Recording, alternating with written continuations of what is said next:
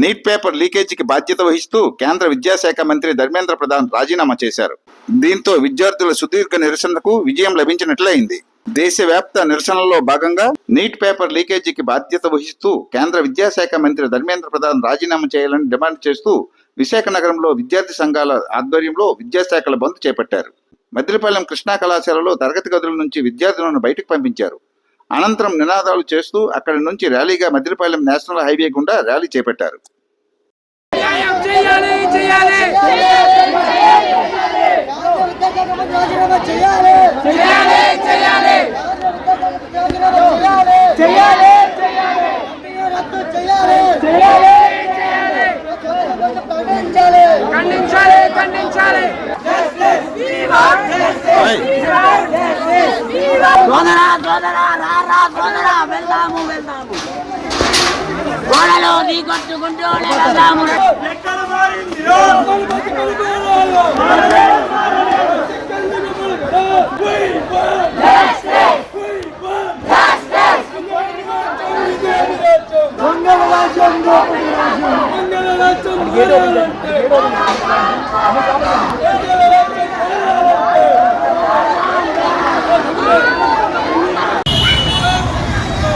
Because